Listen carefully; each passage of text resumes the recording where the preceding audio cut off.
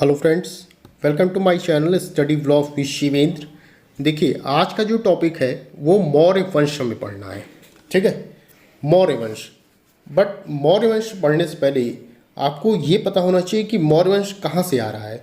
ठीक है, इससे पहले हमारी वीडियो थी उसमें हम लोगों ने क्या पढ़ा था, भारत पर विदेशी आक्रमण पढ़ा था। उसमें तीन चीज़ें हमने पढ़ा। पहला, ईरानी आक्रमण पढ़ा भारत पर, यूनानी आक्रमण पढ़ा भारत पर, फिर सिकंदर का आक्रमण पढ़ा। ये तीन टॉपिक हमने पिछली वीडियो में पढ़ा था। यदि ना आपने वीडियो देखी हो तो पहले वो वीडियो देख लीजिएगा, उसके बाद ये देखिएगा। और ये मौर्य जो कहाँ से आ रहा है आपको याद होगा, इससे पिछली वीडियो में जो भारत पर विदेशी आक्रमण हमने पढ़ा है, उससे पिछले वीडियो में हमने पढ़ा था महाजनपद काल एवं मगध साम्राज्य का उत्कर्ष। यहाँ हमने तीन वंश पढ़े थे, आपको याद होंगे, हर्यक वंश, शिशुनाग वंश और नंद वंश। ठीक है, नंद वंश में हमने बताया था आपको कि महापद्मनंद द्वारा नंद वंश की स्थापना की गई। अंतिम राजा कौन था नंद वंश का? तो धननंद था।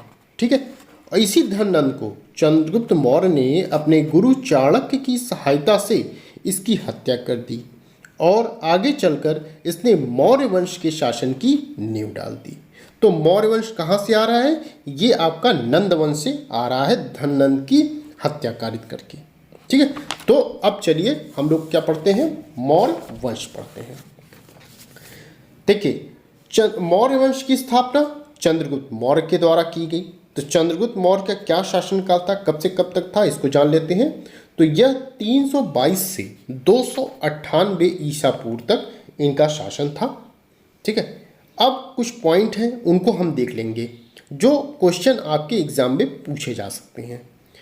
चंद्रगुप्त मौर्य के संबंध में सबसे पहले आप इसको जान लीजिए कि चंद्रगुप्त मौर्य को सैंड्रोकोट्स कहा जाता था। मोस्ट इंपॉर्टेंट है, कई बार एग्जाम में पूछा गया है कि सैंड्रोकोट्स किसको कहा जाता है। तो ध्यान रखिए, सैंड्रोकोट्स चंद्रगुप्त मौर्य को कहा जाता है। इनके जो प्रधानमंत्री थे कौन था? कौटिल्य इनके प्रधानमंत्री थे।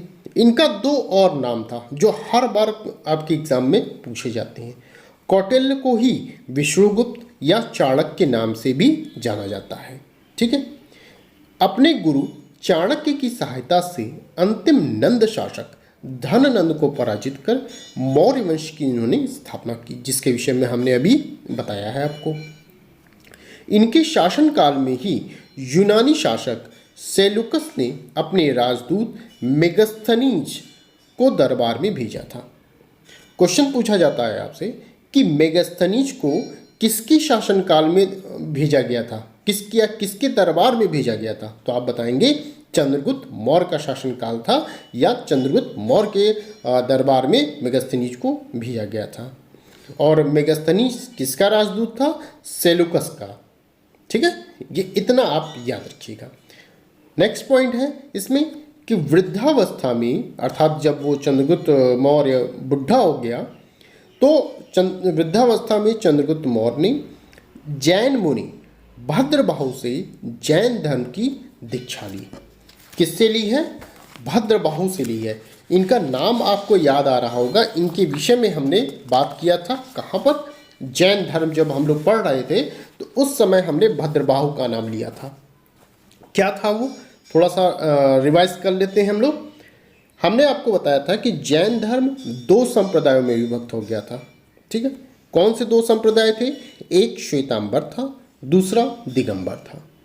श्वेतांबर में क्या था कि 300 ईसा पूर्व में मगध में 12 वर्षीय अकाल पड़ने पर स्थलबाहु के नेतृत्व में मगध में ही जो निवास कर गए उन्हें और श्वेत वस्त्र धारण करने वाले क्या कहलाए? जैन भिक्षु श्वेतांबर कहलाए। अर्थात श्वेतांबर कौन कहलाए? जो वहीं निवास कर गए और श्वेत वस्त्र धारण किए उन्हें श्वेतांबर कहा गया। और दूसरा क्या था? दिगंबर था। दिगंबर के विषय में हमने बताया कि अकाल के समय भद्रबाहु के नेतृत्व में, जिसका नाम अभी आप सुन रहे हैं, भद्रबाहु के नेतृत्व में मगध छोड़कर कर्नाटक अर्थात श्रवणबेलगोला जो कहा जाता है चले जाने वाली जैन दिगंबर कहलाए और ये नग्न रहने में विश्वास करते थे। इतनी बातें हमने जैन धर्म जब पढ़ाया था तो उसमें बताया था कि ये दो धर्म संप्रदाय में बटे थे, श्वेतांबर और दिगंबर। तो ये जो भद्रबाहु हैं ये दिगंबर से संबंधित हैं। तो वही कहा जा रहा है कि वृद्धावस्था में चंद्रगुप्त मौर्य ने जैन मुनि भद्रबाहु से जैन धर्म की दीक्षा ली। ठीक है, जैन धर्म की दीक्षा ली, मोस्ट इम्पॉर्टेंट है। और देखिए पूछा जाएगा जैन धर्म की दीक्षा ली, तो चंद्रगुप्त मौर्य ने किस धर्म की दीक्षा ली थी, ये पूछा जाता है कि बौद्ध धर्म, जैन धर्म या किस धर्म की। तो आप बताएंगे चंद्रगुप्त मौर्य ने जैन धर्म की दीक्षा ली थी, याद रखिएगा। और श्रवणबेलगोला मैसूर जाकर 298 ईसा पूर्व में उपवास, जिसे संलेखन प्रक्रिया कहते हैं, द्वारा शरीर को त्याग किया। इसके विषय में भी हमने बताया था जैन धर्म में ही। इसके बाद हमने पढ़ा था कि जैन धर्म में काया क्लेश के अंतर्गत उपवास द्वारा शरीर को त्याग करना ही क्या कहलाता था, संलेखन प्रक्रिया कहलाती थी। ये हमने जैन धर्म में पढ़ाया हुआ है आपको। और मौर्य वंश के संस्थापक चंद्रगुप्त मौर्य ने अकाल पड़ जाने पर मैसूर में अर्थात श्रवणबेलगोला में इसी प्रकार मृत्यु का वर्ण कर लिया था। ठीक है, इसी प्रकार अपने शरीर का त्याग किया था। किस प्रकार, संलेखन प्रक्रिया द्वारा। क्वेश्चन आपसे पूछा जाता है कि ऐसा कौन सा शासक था जिसने संलेखन प्रक्रिया द्वारा अपने शरीर का त्याग कर दिया, तो कौन था, चंद्रगुप्त मौर्य थे। ठीक है, ये इतनी चीज़ें आप इनके विषय में जानते रहिए। और दूसरी चीज़, मेगास्थनीज का नाम आया, तो मेगास्थनीज द्वारा लिखा गया ग्रंथ क्या था, इंडिका था। मोस्ट इंपॉर्टेंट, कई बार क्वेश्चन पूछा गया है इंडिका किसकी रचना है, तो मेगास्थनीज द्वारा लिखी गई है। ठीक है, और देखिए एक चीज़ और रह गई है कि कौटिल्य, हमने कहा था ये ना कौटिल्य या चाणक्य, तो कौटिल्य के अर्थशास्त्र की तुलना किससे की जाती है, मैकियावेली के प्रिंस से की जाती है। ये भी क्वेश्चन कई बार आपके एग्जाम में पूछे जाते हैं। ठीक है, तो इतने पॉइंट्स आप चंद्रगुप्त मौर्य के विषय में तैयार रखिएगा। अब नेक्स्ट है बिंदुसार। इनका जो कार्यकाल है ये 298 से 272 ईसा पूर्व तक था। चंद्रगुप्त मौर्य का कितना था, 322 से 298 ईसा पूर्व, जबकि बिंदुसार का 298 से 272 ईसा पूर्व था। चंद्रगुप्त का पुत्र वह उत्तराधिकारी था, कौन, बिंदुसार। किसका पुत्र था, चंद्रगुप्त मौर्य का। पहला क्वेश्चन आपका यहाँ से बन गया कि बिंदुसार किसका पुत्र था, चंद्रगुप्त मौर्य का। ठीक है, जिसे यूनानी लेखक क्या कहते थे, अभित्रोचेट्स कहते थे। मोस्ट इंपॉर्टेंट आपका ये पॉइंट है, ध्यान रखिएगा। चंद्रगुप्त मौर्य को क्या कहा जाता था, सेंड्रोकोट्स। बिंदुसार को क्या कहा जाता था, अभित्रोचेट्स। ये सब याद रखिएगा, ये सब क्वेश्चन पूछे जाते हैं और एग्जाम में पूछे गए हैं। ठीक है, तो नाम याद रखिएगा इन लोग का कि सेंड्रोकोट्स चंद्रगुप्त मौर्य को, अभित्रोचेट्स बिंदुसार को। ठीक है, और बिंदुसार कौन था, ये अशोक का पिता था। ठीक है, चंद्रगुप्त मौर्य का पुत्र था बिंदुसार और अशोक का ये पिता था। ठीक है, कौन, बिंदुसार। इनके विषय में बस इतना जानिए। अब जो इम्पोर्टेंट है वो अशोक है, इनको हम लोग पढ़ लेते हैं। अशोक में देखिए क्या पढ़ना है आपको कि अशोक का कार्यकाल कब से कब तक था, तो अशोक का कार्यकाल 273 से 232 ईसा पूर्व तक था। ठीक है, अब अशोक के विषय में थोड़ा सा कुछ पॉइंट्स हैं, उनको पढ़ लेते हैं। मौस्की तथा गुर्जरा अभिलेखों में अशोक तथा पुराणों में अशोक वर्धन नाम मिलता है। ध्यान दीजिएगा यहाँ पर कि आपसे पूछा जाएगा अशोक का वर्णन किस अभिलेख में मिलता है, तो आप क्या बताएंगे, मौस्की तथा गुर्जरा अभिलेख में अशोक का नाम का वर्णन मिलता है, जबकि अशोक वर्धन नाम कहाँ मिलता है, पुराणों में इसका उल्लेख मिलता है। ठीक है, इनके पुत्र का नाम क्या था, महेंद्र, और पुत्री का नाम संघमित्रा था, ये याद रखिएगा। इसके साम्राज्य में समूचा भारत एवं अफगानिस्तान का बड़ा हिस्सा शामिल था। केवल चेर, चोल, पांड, केरल स्वतंत्र राज्य के रूप में थे। ये क्वेश्चन पूछा जा सकता है आपसे कि अशोक के समय ऐसे कौन से राज्य थे जो स्वतंत्र थे, तो नाम याद रहे आपको, चेर, चोल, पांड और केरल, ये स्वतंत्र राज्य थे अशोक के समय। राज्याभिषेक जब इनका हुआ 8वें वर्ष लगभग 261 ईसा पूर्व में, तो अशोक ने कलिंग पर आक्रमण किया, जो मोस्ट इंपॉर्टेंट आपका युद्ध था। कलिंग पर आक्रमण किया, जिसमें 1 लाख लोग मारे गए और 1.5 लाख लोग बंदी बनाए गए। इस नरसंहार ने अशोक के मन को विचलित कर दिया।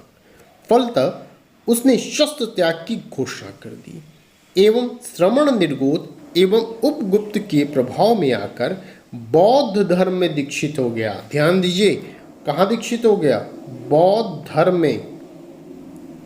ठीक है, बौद्ध धर्म में दीक्षित हो गया। कब दीक्षित हो गए? जब देखिए कलिंग का युद्ध जब हुआ तो अशोक ने देखा भाई बहुत लोग मारे काटे जा रहे हैं, जिससे इनका मन जो है थोड़ा विचलित हो गया। जो लड़ाई मार से इससे विचलित हो गया, तो इन्होंने क्या किया कि बौद्ध धर्म को अपना लिया। ठीक है, इन्होंने शस्त्र त्याग की घोषणा की और श्रमण निर्गोत व उपगुप्त के प्रभाव में आकर, ये 2 लोग थे जिनके प्रभाव में या जिनके अंडर में आकर इन्होंने क्या कौन सा धर्म अपनाया? बौद्ध धर्म। ध्यान रहे यहाँ बौद्ध धर्म में दीक्षित हुए हैं, जबकि आप यहाँ चंद्रगुप्त मौर्य कहाँ है? जैन धर्म इन्होंने दीक्षा ली थी। तो दोनों का अंतर है, याद रहे। चंद्रगुप्त मौर्य जैन धर्म की दीक्षा लिए हैं, जबकि अशोक बौद्ध धर्म की दीक्षा लिया इन्होंने। ठीक है, तो बौद्ध धर्म में दीक्षित हो गए। भेरी घोष के स्थान पर धम्म घोष उन्होंने अपना लिया। ठीक है, पहले अशोक ब्राह्मण मतानुयायी था। पहले अशोक ब्राह्मण मतानुयायी था। कलिंग की राजधानी क्या थी? धौली या तोशाली थी। पूछा जाता है कि कलिंग की राजधानी क्या थी, तो आप बताएंगे कि धौली या तोशाली थी। ऑप्शन में आपको 2 में से 1 मिल जाएगा। अशोक ने मनुष्य की नैतिक उन्नति हेतु जिन आदर्शों का प्रतिपादन किया उन्हें धम्म कहा गया। ठीक है, पाप कर्म से निवृत्ति, विश्व कल्याण, दयादान, सत्य एवं कर्म शुद्धि ही धम्म है, ये इन्होंने कहा। अशोक ने यज्ञ में पशुओं के वध पर रोक लगा दी। कहा कि भाई पशु के वध पर हम रोक लगाते हैं, अब पशुओं का वध नहीं होगा। मगर मजे की बात ये देखिए आप कि जब रसोई में खाना बनाना था तो उन्होंने 3 प्राणियों, ठीक है, 3 प्राणियों, 2 मोर और 1 मृग, अर्थात 2 मोर और 1 हिरन का मांस पकाने का विधान किया। मतलब लालच बना इतनी बड़ी थी कि मांस से छुटकारा नहीं मिल रहा था। 3 जानवर को रखा कि भाई ये चलेगा हमारा, ठीक है, कुछ नहीं तो कम से कम 3 जानवर तो मैं खाऊंगा ही। ठीक है, तो 2 मोर 1 मृग का मांस पकाने का विधान किया। विहार यात्राएं जिसमें राजा मनोरंजन हेतु पशुओं का शिकार करता था के स्थान पर धम्म यात्रा शुरू कराया। अर्थात उसने कहा कि जो पशुओं का वध लोग करने जाते थे जंगल में, उसको मनाही कर दिया, रोक लगा दिया और उसके स्थान पर कौन सी यात्रा? धम्म यात्रा शुरू करवाया। ठीक है, पूछा जाता है कि धम्म यात्रा किसने शुरू करवाया था? तो किसने? अशोक ने शुरू करवाया था। अब देखिए, राज्य के कर्मचारियों प्रादेशिक एवं रज्जुक को, 2 इनके ऑफिसर थे, कर्मचारी थे, नाम याद रखिएगा, प्रादेशिक एवं रज्जुक को प्रति 5वें वर्ष धर्म प्रचार हेतु भेजता था, जिसे अनुसंधान कहा गया। आपसे यह पूछा जाए कि अनुसंधान किसे कहा गया है, तो आप बताएंगे कि राज्य के 2 कर्मचारी थे, प्रादेशिक और रज्जुक। ठीक है, इनको किया जाता था कि धर्म प्रचार हेतु भेजा जाता था, तो इसी को अनुसंधान कहा गया। कि इनको कहा गया, इन जो ऑफिसर थे इनको कहा गया भाई आप लोग जाइए और धर्म प्रचार करिए। ठीक है, ये सब करने के लिए भेजा गया। अशोक ने नवीन कर्मचारी धम्म महामात्र की नियुक्ति की, जिसका कार्य था जनता में धम्म का प्रचार कराना। एक नए ऑफिसर की नियुक्ति अशोक के द्वारा की गई। क्या नाम रखा गया? धम्म महामात्र। उनका काम क्या था कि वह जनता में जाएं और धम्म का प्रचार प्रसार करें। ठीक है, अब मोस्ट इंपॉर्टेंट आपका जो पॉइंट है ध्यान दीजिएगा कि अशोक की स्तंभों की खोज किसने की थी? पाद्रे टी पैंथलर ने की थी, जबकि सर्वप्रथम पढ़ा जेम्स प्रिंसप ने। ध्यान दीजिएगा कि खोज किसके द्वारा की जा रही है? पाद्रे टी पैंथलर के द्वारा, जबकि पढ़ा किसके द्वारा जा रहा है? जेम्स प्रिंसप के द्वारा। तो दोनों में अंतर है, ध्यान दीजिएगा। ये क्वेश्चन पूछा जाता है कि अशोक के स्तंभों को किसने पढ़ा था, पहला क्वेश्चन। दूसरा क्वेश्चन ये पूछा जाता है कि अशोक की स्तंभों की खोज किसने की थी। ठीक है, ये दो क्वेश्चन अलग अलग हैं, दोनों के नाम अलग हैं, ध्यान रखिएगा। 232 ईसा पूर्व में अशोक की मृत्यु हो गई। ठीक है, तो यहाँ इनका अंत हो गया। अब कुछ और पॉइंट है अशोक के विषय में, इनको जान लेते हैं। अलेक्जेंडर कनिंघम ने खोज की थी किस चीज़ की? सांची के स्तूप की। पूछा जाए क्वेश्चन आपसे कि सांची के स्तूप की खोज किसने की थी, तो आप बताएंगे अलेक्जेंडर कनिंघम ने सांची के स्तूप की खोज की थी। ठीक, दूसरा क्वेश्चन आपसे पूछा जा सकता है कि सांची का स्तूप कहाँ स्थित है, तो यह एमपी में, मध्य प्रदेश में स्थित है।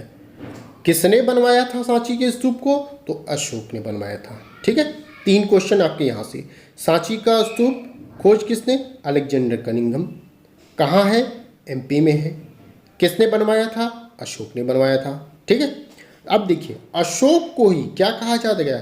देव नाम प्रिय कहा जाता था। मोस्ट इंपॉर्टेंट आपका है पॉइंट ये, अशोक को देव नाम प्रिय भी कहा जाता था, अर्थात देवताओं का प्रिय कहा जाता था। ठीक है, अब ध्यान ये दीजिए आप कि यहाँ अशोक को देवनाम प्रिय कहा गया, बिंदुसार को क्या कहा गया? अभित्रोचेट्स कहा गया, चंद्रगुप्त मौर्य को क्या कहा गया? सेंड्रोकोट्स कहा गया। ये 3 नाम अलग अलग हैं, ध्यान दीजिएगा। चंद्रगुप्त मौर्य को सेंड्रोकोट्स, बिंदुसार को अभित्रोचेट्स, अशोक को देवनाम प्रिय अर्थात देवताओं का प्रिय। ये तीनों आपके क्वेश्चन पूछे गए हैं एग्जाम्स में, आप इसको ध्यान दीजिएगा, पढ़ के जाइएगा। ठीक है, आगे देखते हैं। सारनाथ स्तंभ का निर्माण अशोक ने करवाया था। सारनाथ स्तंभ कहाँ है? वाराणसी में। ठीक है, तो किसने करवाया? अशोक ने ही करवाया था। अशोक के अधिकांश अभिलेख किस भाषा में है?